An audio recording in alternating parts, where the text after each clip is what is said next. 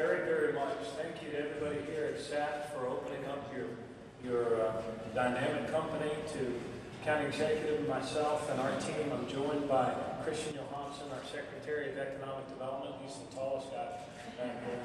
And also Secretary Alex Sanchez, who's the head of our office, our Department of Labor Licensing and Regulation.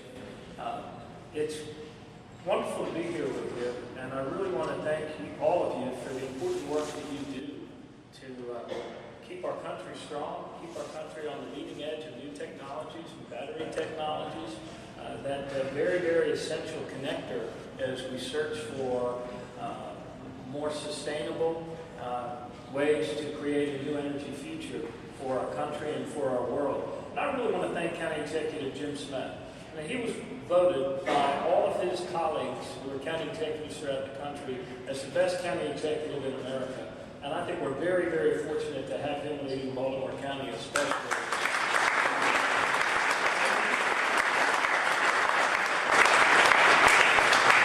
As I walked through these buildings, I found myself saying, wow, I didn't know all this was back here. And Jim Smith said, I did.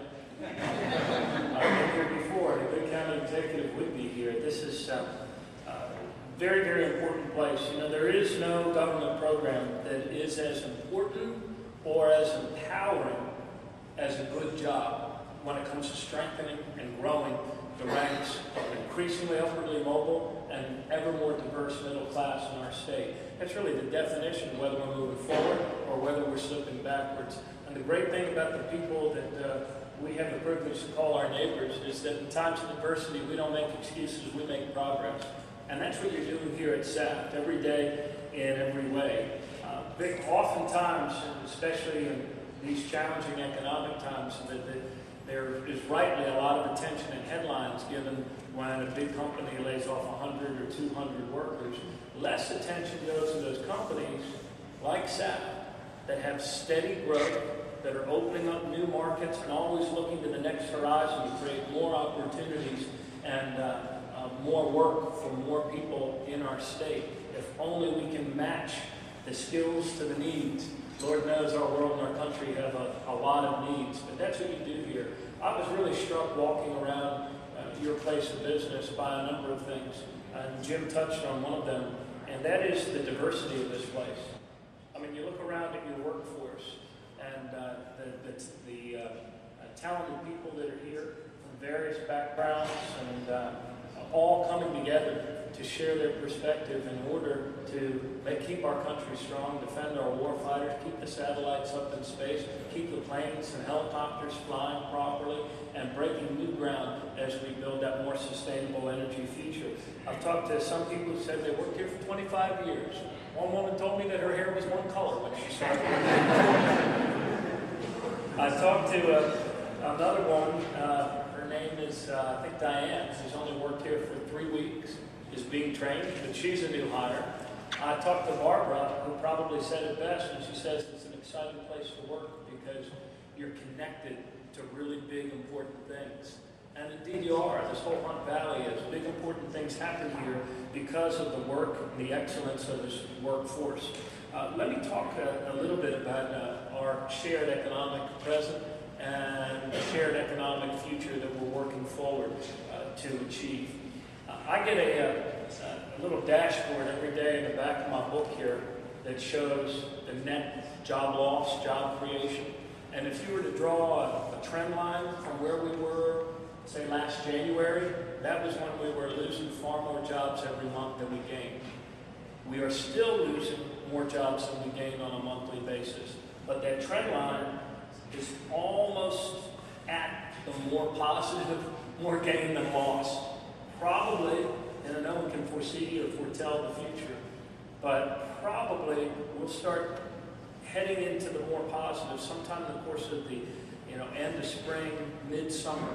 If we keep working hard in companies like Saft, get that little bit of encouragement they need to maybe hire somebody a couple months sooner than they might otherwise have hired them.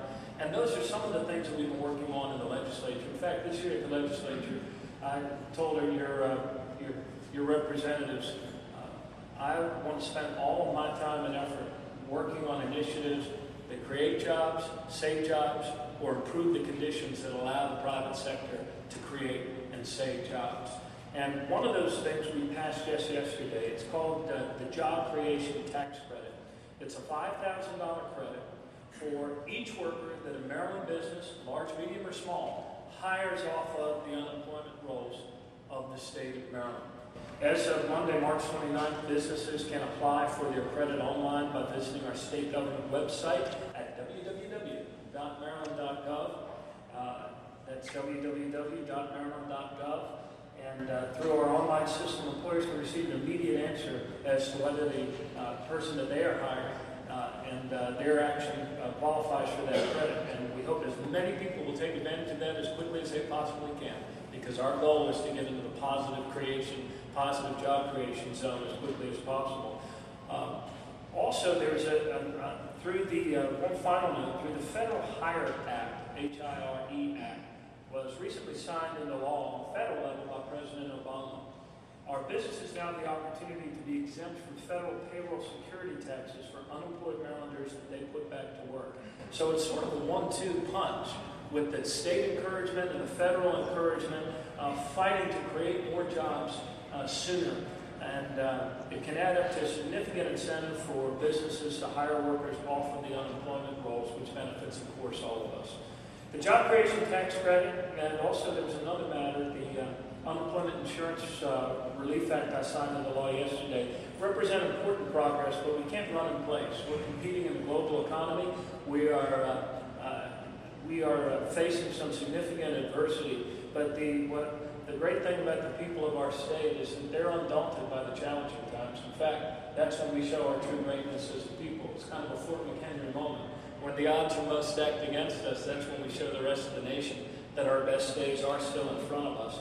So we're going to continue to focus on the things that make Maryland a great place to work, a great place to raise a family, a great place to do business and expand your business. And all of you here represent the greatest asset we have, and that is a well-trained, highly skilled, highly disciplined, highly committed workforce.